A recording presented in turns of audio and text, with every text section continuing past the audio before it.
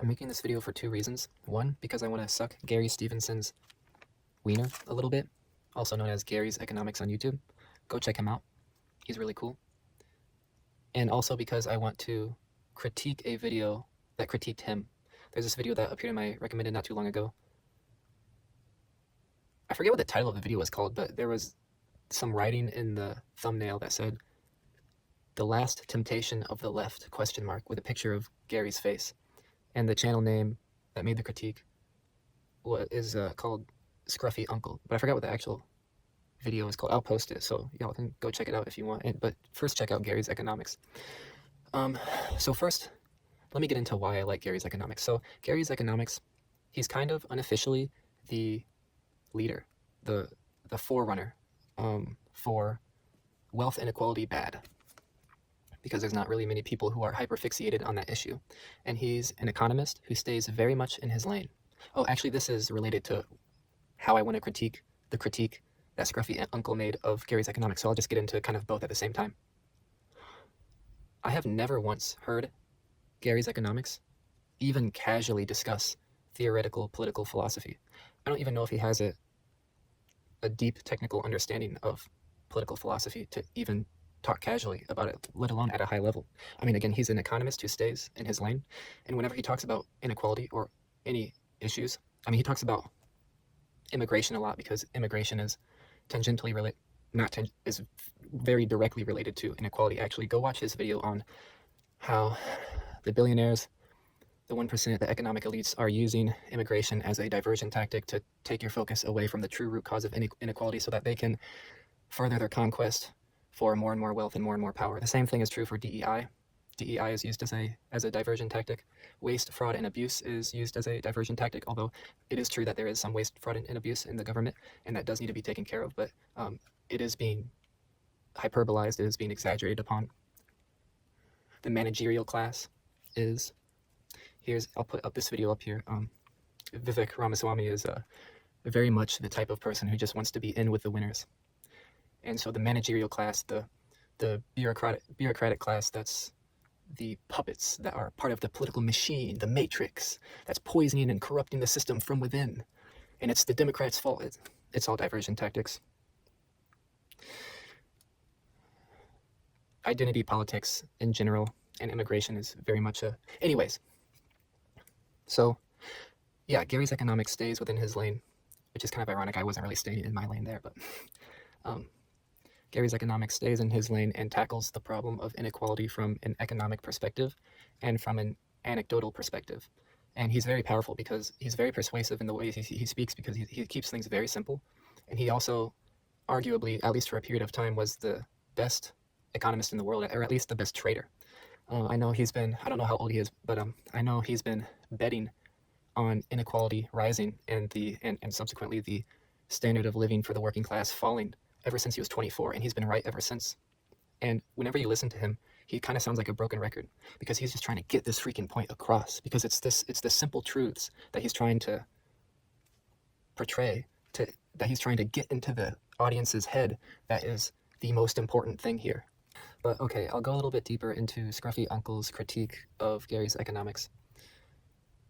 Honestly, the critique wasn't really fair, and Scruffy Uncle kind of complicated things like really early on by invoking some books that he read and then talking about political philosophy. But basically, Scruffy Uncle was imposing this assumption onto Gary from really early on without even really substantiating it, that Gary is anti-capitalist. Honestly, I haven't even ever heard Gary's Economics say the word capitalist. And to be fair, I haven't watched all of his videos. I haven't watched a lot of them, but I've never heard him even say capitalism or communism or socialism or any technical terms related to political philosophy. Again, he's an economist. He stays in his lane. He keeps things very simple and digestible. He argues from economic reality and emotion through anecdotal perspective. He's very much a guy who wants to change the system from within the system. He's not calling for a revolution. He's not calling for anything radical. And I think one implication that Scruffy Uncle's critique of Gary's Economics got correct was calling into question the types of people who are drawn to Gary's Economics. And that being the types of people who are very radically left-leaning, the types of people who, if given the opportunity, would totally stand behind Gary's economics, pitchforks in hand, and march through the streets towards the factories to seize the means of production. But Gary's economics doesn't stand for that. So I think Scruffy Uncle's critique has some merit in the sense that he's calling into question the sort of rhetoric that Gary espouses that will attract certain radical leftist types. But Gary himself doesn't stand for that. He's not anti-capitalist. And another thing Scruffy Uncle was saying was that Gary's economics is financially and emotionally incentivized to be the person he is and to be the unofficial forerunner for, again, inequality bad, because it allows him to sell his book. Gary's economics has a book called The Trading Game. It allows Gary's economics to maintain status in society by being the spotlight and getting invited to talk to independent news outlets. And he recently appeared on Piers Morgan. Here, I'll talk about this. So he appeared on Piers Morgan yesterday, actually, along with Dave Rubin, I think his name is. I know that's his last name, the Rubin Report guy. I'm not sure if Dave is his first name. I don't really like him, to be honest, but I think that's his first name, Dave Rubin. So it was the three of them on the Piers Morgan show. Gary's economics shows up in a hoodie, and the other two guys are wearing suits. And Gary's economics proceeds to very adamantly and passionately argue what he believes in. And so he kind of has an ego and doesn't at the same time, because he doesn't, and he said actually on the show that he doesn't want to be seen as like a messiah figure. He's not trying to be, he doesn't want to be glorified. And he even said himself that he doesn't really truly practice what he preaches, because he admitted himself that he doesn't donate anything to charity. So, and he kind of just said, I don't care. I mean, I'm going to speak what I believe in, and I'm going to hope that things change for the better. But me as an individual, myself, as Gary Stevenson, I'm no shining icon. I'm no messiah figure, right? Which is sort of the image that, ironically, Elon showed the world in the Oval Office with the little jacket and the t-shirt under it. But simply put, Elon can't do it right. Elon's not cool like that. Gary Stevenson is.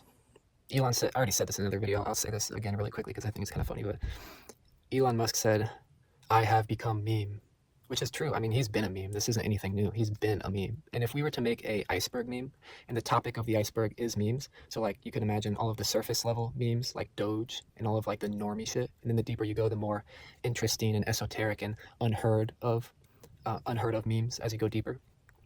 And yeah, Elon's a meme. And if we were to put him on the meme iceberg, he'd be surface level. He's normie level shit. He ain't nothing cool or interesting. He is a meme, and he's the worst one. But yeah, Gary Stevenson kind of has an ego and doesn't at the same time. That's totally to be expected from somebody who's in his position. And yeah, I like his character. Now I'm just kind of ranting. I really like his character. I think he's a wise individual. I think he's the type of person who we should allow to have power because he speaks for the people. I mean, to keep things as simple as possible. I said this at the beginning, but his description of the problem in the Western world, inequality rising, the main problem in the Western world, that being inequality rising and the standard of living for the average person falling. That description is true. And his prescription to tax the rich more and tax the working class less is also true. And that's what he believes in. And he's just a guy who is kind of a spokesperson for these ideas because he has the knowledge and the experience as an economist to back it up. And he is clearly ahead of the curve, being someone who has accurately predicted the progression of the entirety of the Western world's economy for a long, long time. He's been doing what he's been doing for a long time. So yeah, Scruffy Uncle's critique missed the mark. It didn't miss the mark, it overshot the mark. It called a few interesting things into question, but from the get-go, the assumption that he was imposing on Gary, that Gary is anti-capitalist, is just not true. Again, Gary wants to change the system from within the system. He's not radical at all. even though he probably will attract some people who are radical.